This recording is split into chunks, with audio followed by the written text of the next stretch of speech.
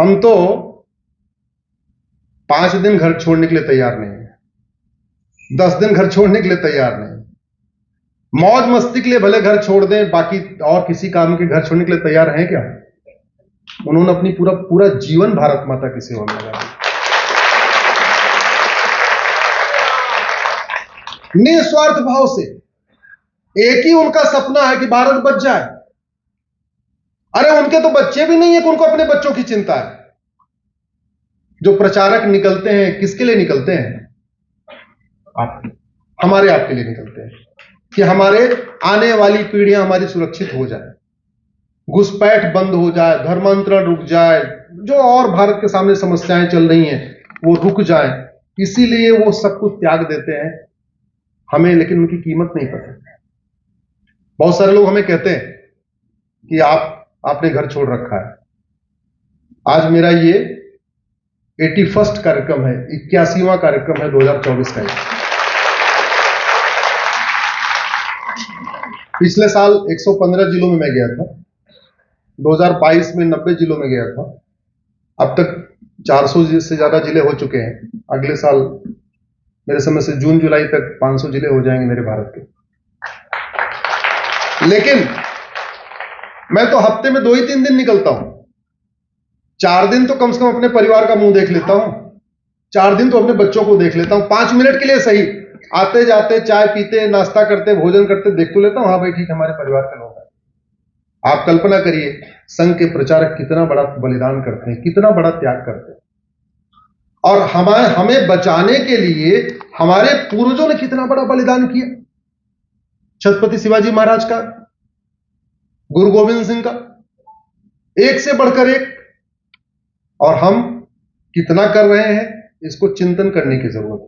मैं आप लोगों से निवेदन कर रहा हूं, हर व्यक्ति कुछ न कुछ कर सकता है। हमसे बहुत लोग पूछते हैं मैं क्या करूं। अब जब मुझे पता ही नहीं कि उसकी क्षमता क्या है तो मैं कैसे बता दूं क्या कर सकता है। लेकिन मैं इतना जरूर जानता हूं कि जो सैकड़ों समस्याएं हैं, उन समस्याओं में से कोई एक समस्या का समाधान 1, 2, 3 का तो हर व्यक्ति कुछ न कुछ कर सकता है।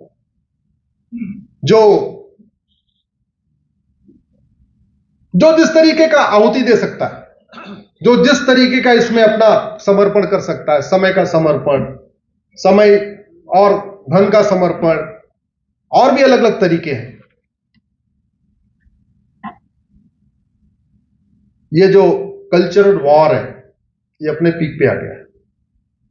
और एक बात याद रखिएगा, इजराइल के ऊपर ताली बजाने से हमारा खतरा कम नहीं होगा। इजराइल अपना खतरा निपट रहा है। इजराइल जो कुछ कर रहा है उससे हमारा खतरा कम हो रहा है क्या? हमारी घुसपैठ रुक रही है क्या? हमारा धर्मांतरण रुक रहा है क्या? हमारा जनसंख्या विस्फोट रुक रहा है क्या?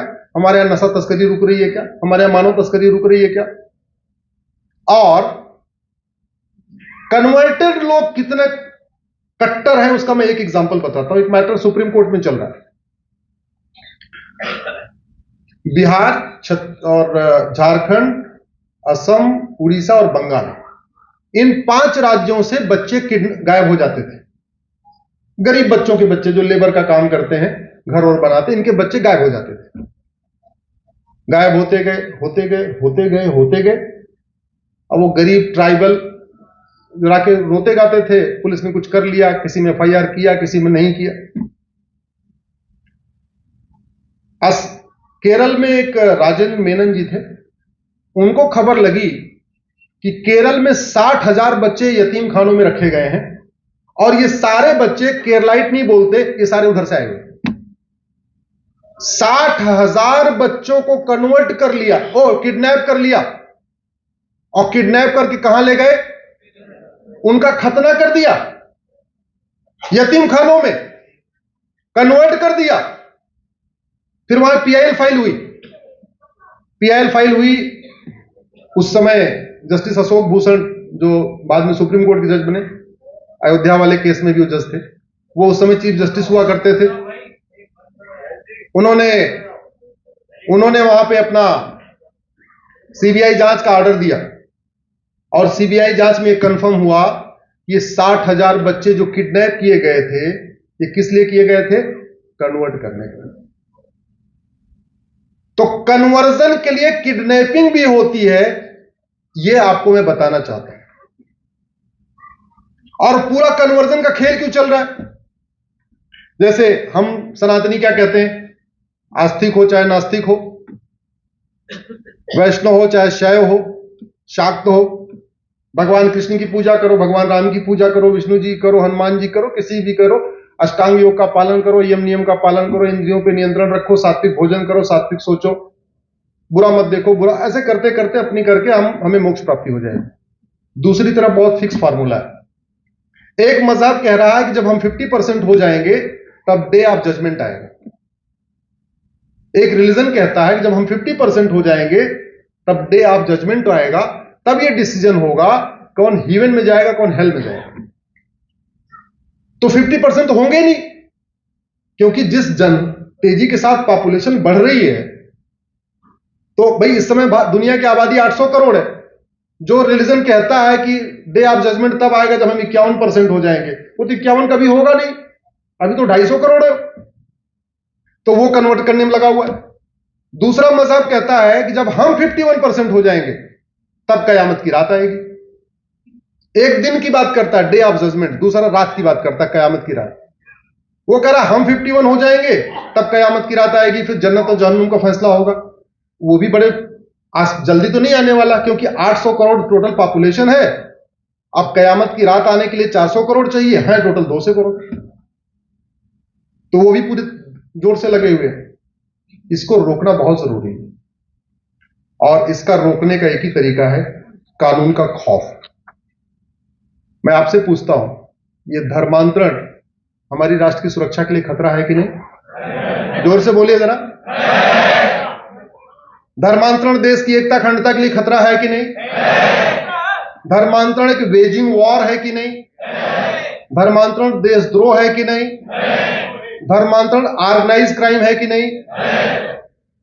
मैंने पीआईएल फाइल किया और मैंने सुप्रीम कोर्ट में कहा धर्मांतरण राष्ट्र की सुरक्षा के लिए खतरा है।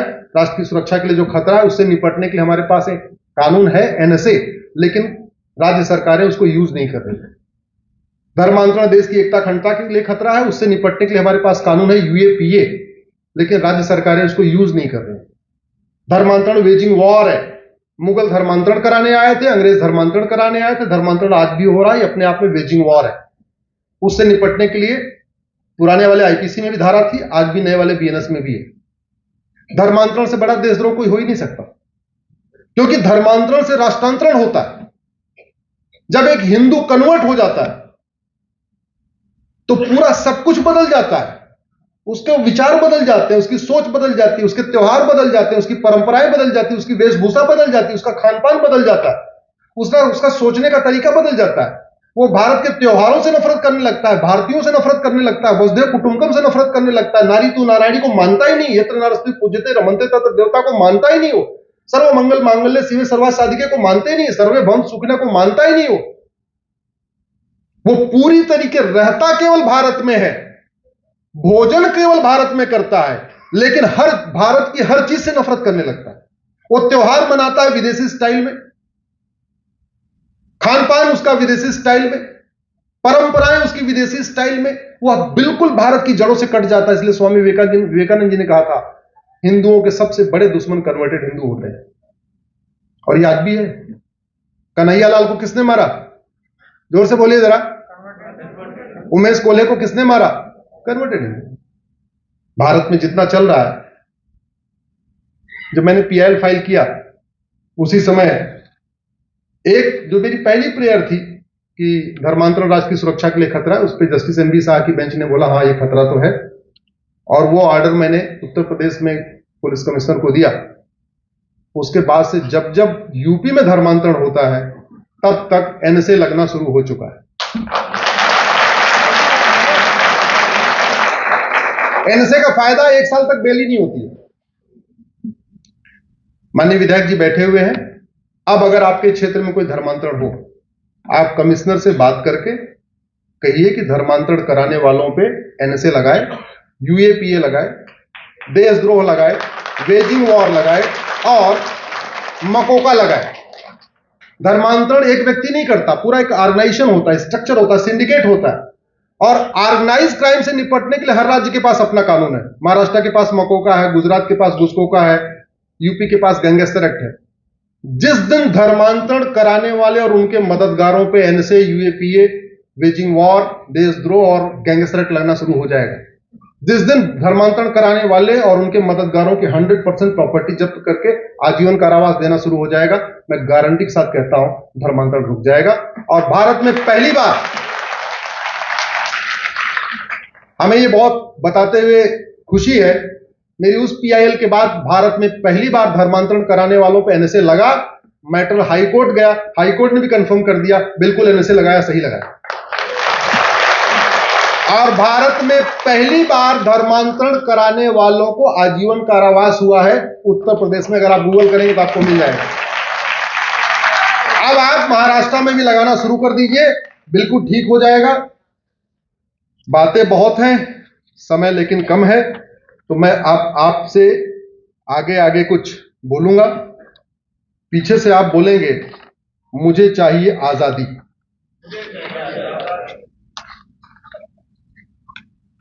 खड़े हो जाइए फिर, और दोनों हाथ उठा के बोलिए जोर से, हमें चाहिए आजादी। गुलामी के नाम से, गुलामी के निशान से, गुलामी के इतिहास से, गुलामी की कुरीतियों से, गुलामी की कुप्रथाओं से, गुलामी की शिक्षा से, गुलामी की पुलिस व्यवस्था से, गुलामी की न्याय व्यवस्था से, धर्मांतरण कराने वाले मिशनरियों से, रोहिंग्या बांग्लादेशी घुसपैठियों से, माओवाद नक्सलवाद से, जिहाद मजहबी उन्माद से, बम विस्फोट जनसंख्या विस्फोट से, लब जिहाद लैंड जिहाद से, मजहबी बोर्ड मजहबी ट्रिब्यूनल से, मजहबी मंत्रालय मजहबी आयोग से, मदरसा और मिशनरी स्कूलों से। बहुत बहुत धन्यवाद, बहुत बहुत आभार। भारत माता की, भारत माता की, भारत माता की।